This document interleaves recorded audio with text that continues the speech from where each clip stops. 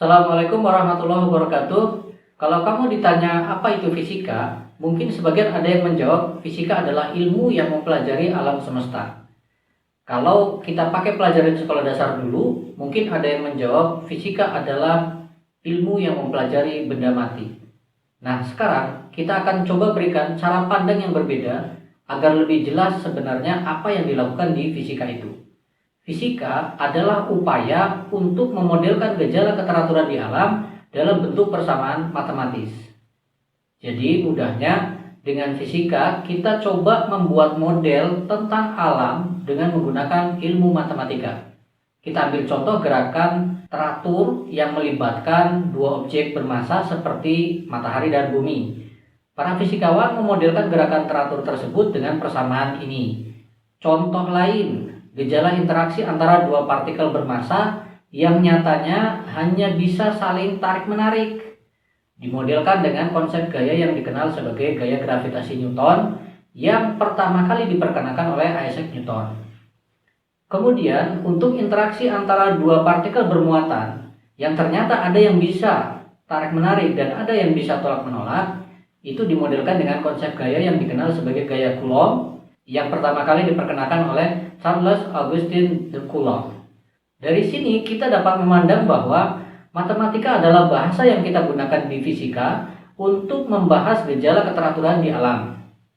Oleh karena itu, kebutuhan kita akan ilmu matematika di fisika adalah suatu keharusan, sehingga dapat dipahami bahwa jika kita ingin belajar fisika, wajib hukumnya kita mahir dalam menggunakan ilmu matematika. Lalu mungkin sebagian dari kalian ada yang memandang bahwa fisika itu sulit karena terdiri dari kumpulan rumus-rumus yang begitu banyak. Cara pandang seperti ini terjadi karena mungkin kalian belum menyadari bahwa justru dengan ilmu matematika itu, kita menjadi lebih mudah dalam memahami gejala keteraturan di alam. Dengan matematika, kita dapat membangun konsep tentang keteraturan di alam ini dimulai dari postulat atau hukum sehingga selanjutnya kita dapat menjabarkan segala konsekuensi logisnya secara deduktif dengan menggunakan matematika. Nah, berbagai persamaan yang sering kita jumpai di pelajaran fisika, kebanyakan itu merupakan hasil deduksi atau kadang orang menyebutnya sebagai hasil penurunan rumus dari suatu postulat atau hukum. Contoh, kita mungkin sudah biasa mengenal rumus E sama dengan mc kuadrat dalam teori relativitas khusus. Tahu kan siapa yang mengeluarkan rumus ini? Ya, Albert Einstein. Ini merupakan konsekuensi logis dari dua kalimat postulat berikut. 1. Kelajuan cahaya di semua kerangka acuan inersial bersifat invarian. 2. Hukum-hukum fisika bersifat kovarian di semua kerangka acuan inersial. Artinya apa? Ya berarti rumus tersebut bisa kita dapatkan melalui proses deduksi atau penurunan rumus dari kedua postulat tadi.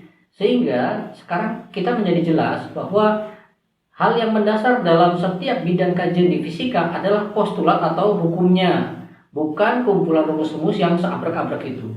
Oleh karena itu, salah satu tips agar kalian bisa menguasai suatu bidang kajian di fisika adalah pahami dulu mana yang menjadi postulat atau hukum dasarnya. Selanjutnya, berangkat dari postulat atau hukum dasar tersebut, kalian bisa ikuti proses deduksinya sehingga kalian dapatkan segala konsekuensi logisnya. Sebagai contoh, dalam teori relativitas khusus, yang menjadi postulat adalah kedua kalimat postulat tadi yang sudah kita sebutkan. Contoh lain, dalam kajian mekanika, yang menjadi postulat atau hukum dasarnya adalah apa yang selama ini kita kenal sebagai hukum Newton ke-1, kedua, ketiga, bersama dengan hukum gravitasi Newton tadi. Tadi saya katakan bahwa kebanyakan persamaan yang sering kita jumpai di pelajaran fisika merupakan hasil deduksi. Berarti ada yang bukan hasil deduksi dong. Ya, persamaan-persamaan yang kita jumpai dalam pelajaran fisika itu jika bukan hasil deduksi, ya justru itu merupakan hukum dasarnya. Seperti sudah disebutkan tadi, hukum gravitasi Newton merupakan salah satu hukum dasar dalam mekanika. Jadi persamaan ini bukan merupakan hasil deduksi, tapi justru merupakan hukum dasar.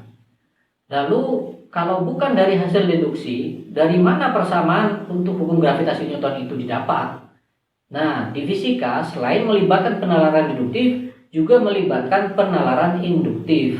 Lebih jelasnya, persamaan-persamaan yang dijadikan sebagai hukum dasar sebagai hukum gravitasi Newton tadi, itu diperoleh berdasarkan data-data hasil percobaan ataupun pengamatan. Dari data tersebut dibuat model persamaan yang cocok. Dalam pembentukan persamaan tersebut, selain variabel matematis yang menyatakan besaran-besaran fisika yang terlibat, juga disisipkan satu atau lebih tetapan yang nilainya ditentukan berdasarkan percobaan atau pengamatan tersebut. Contoh, untuk hukum gravitasi Newton, besaran fisis yang terlibat adalah massa kedua benda yang berinteraksi, kemudian jarak antara kedua massa tersebut, dan juga gaya yang terjadi. Nah, konstanta yang dilibatkan dalam hukum tersebut adalah tetapan gravitasi K yang nilainya diperoleh berdasarkan data-data pengamatan. Jadi sekarang sudah semakin jelas ya bahwa di fisika selain melibatkan penalaran deduktif, ternyata juga melibatkan penalaran induktif. Dengan menggunakan penalaran induktif, kita dapat membuat postulat atau hukum dasar bagi suatu bidang kajian. Lalu selanjutnya, dengan menggunakan penalaran deduktif, kita jabarkan segala macam konsekuensi logisnya. Nah, sekarang coba kalian pelajari pada setiap bidang kajian lain seperti optika, gelombang, elektromagnetika, dan lain-lain, apa postulat atau hukum dasarnya. Selamat belajar. Assalamualaikum warahmatullahi wabarakatuh.